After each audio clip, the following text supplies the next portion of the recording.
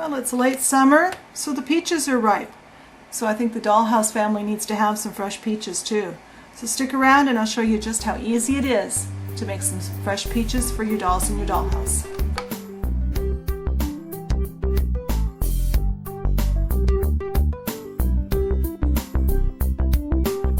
Alright, so if we're going to make a peach, let's look at a peach. Now, the peaches at my grocery store this week were relatively small, because this one's pretty small for a peach. A lot of times they're bigger than this. But this gives us the color and the kind of how the colors shade together. And this is getting pretty wilted because it's been really hot here the last few days, so my peach is not in very good shape anymore. We see it's got yellow and kind of a red and orange colors, and it shades into a really deep, deep red. It's got a divot on the top, and a little bit of one on the bottom, and there's a crease. And some peaches will have a more definite crease than this one, going all the way from the bottom to the top. So I think the ones that we make today will make a little bit bigger in scale than this particular peach, and we'll make this crease a little more pronounced because it'll make it more identifiable as a peach. So let me get my clay out and we can get started. Alright, so for our clays, we are using two colors in Primo. We're using the crimson and the cad yellow. I'm using Primo because I have this really pretty crimson color that's really a good match to the deep color on the peach. So that's why I chose that. So I'm staying with softer clays. So I've got the Primo Crimson, Primo Cad Yellow, and then I didn't have a good orange in Primo, so I pulled out my Fimo Soft Orange. So those are our three colors. So we're going to use the smallest amount of the yellow. We're just going to mush it together. We want to condition our clays separately first. I'll get this really conditioned here, which won't take very long because these are softer clays. They're not like the Fimo Classic where they're a harder clay. Now we need slightly more of the orange because we want it to kind of fade in. Not a lot more. We don't want very much of either of these two.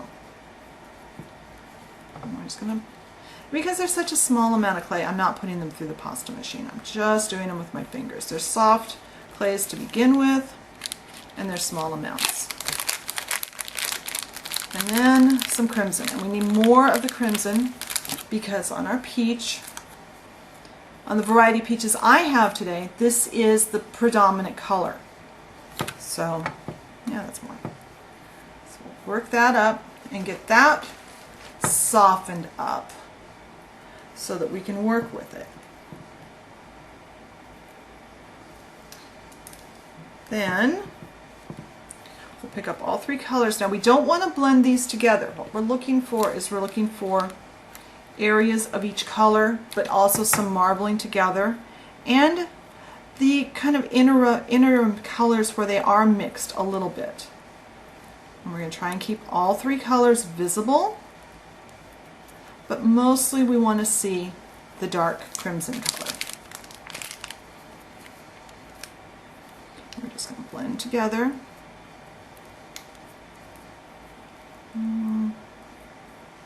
I need a little more crimson in this mix. It's not quite enough crimson for my taste here.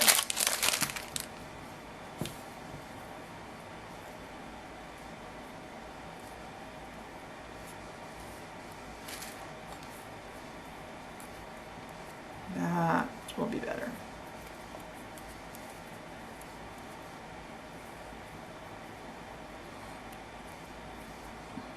I don't want to get it too blended there. We'll roll out. I would say my snake is probably about 1/4 inch. My yellow disappeared a little more than I would have liked it to, but hopefully we'll find some as we cut it too. Then we'll cut the snake. And normally I would cut the whole snake up and work with the whole thing, but for the video I'll just do a few here. And then we roll them into balls.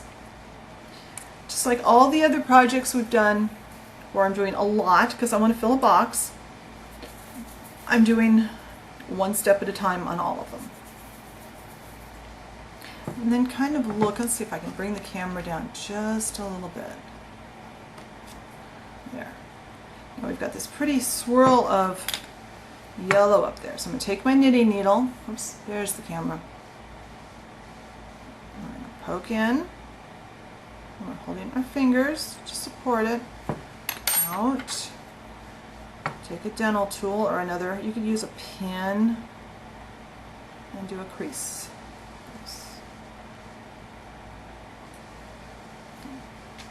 Let's do another one. Let's see if I can see more what I'm doing. Let's see if I can see what I'm doing and not get my head in the front of the camera. That's always the trick, and still have it where the camera can see it. Okay, poke our little stem hole.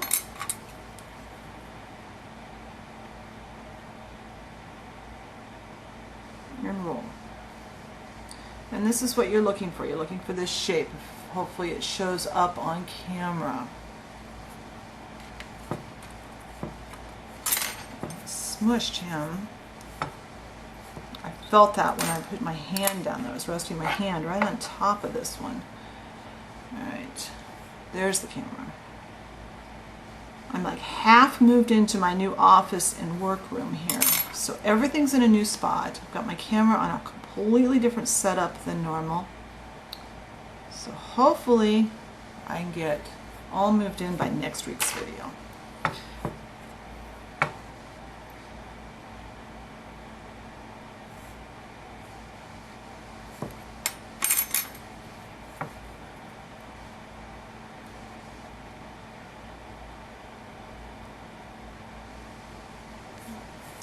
I'll do this last one, and then I'm going to bake these off.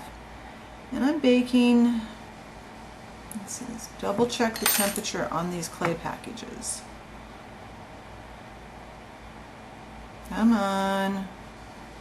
It's so warm that my clay is really sticky. It's making it really difficult. So let's see, double check our temperatures. It calls for 275, but I believe Fimo Soft is lower temperature. I believe it's 230. If I remember correctly. Yes, so we're going to bake these. I'm going to bake these at 230 degrees for about 7 minutes, and then I'll be back to show you the next step. Alright, so our peaches are completely baked and completely cooled. If you wanted to just display these as nectarines, you've only got one more step. If you want to make peaches, we're going to make them fuzzy to make peaches. We've got 2 more steps. First, we've got a little bottle cap, and we've got our future floor polish again. It's still my favorite finish, and I don't need anywhere near that much, so I'm going to pour some of that out. For this, I only want literally just a few drops. Stir these around.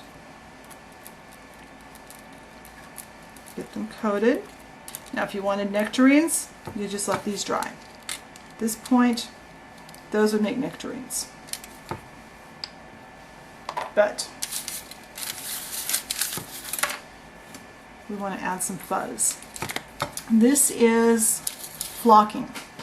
You can buy this in the rubber stamping area of your craft store. This one happens to be by Studio G, and they come 4 of these little containers to a card.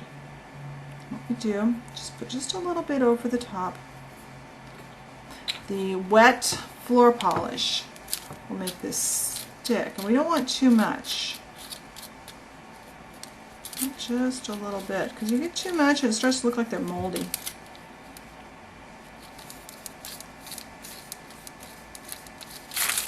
Whoops, kind of roll them around on that.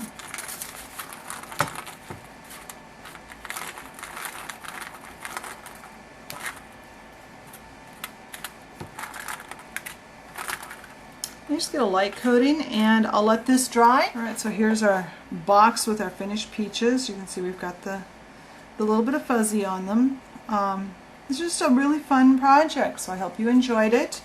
Be sure and check the blog out. I'll have more about the clay colors and what all you need, like always on the blog. Also be sure and keep checking Facebook, because that's where I announce if videos are going to be late or If I'm going to miss a week, I always announce it on Facebook. I really don't have a way to announce it anywhere else. So if you liked us on Facebook, you'll be able to keep up with when the videos are coming and if they're going to be late or on time or whatever. And I usually tease you a little bit during the week about what the video will be. So be sure and check us out on Facebook. Check out the blog for more information. And I'll see you later. Bye.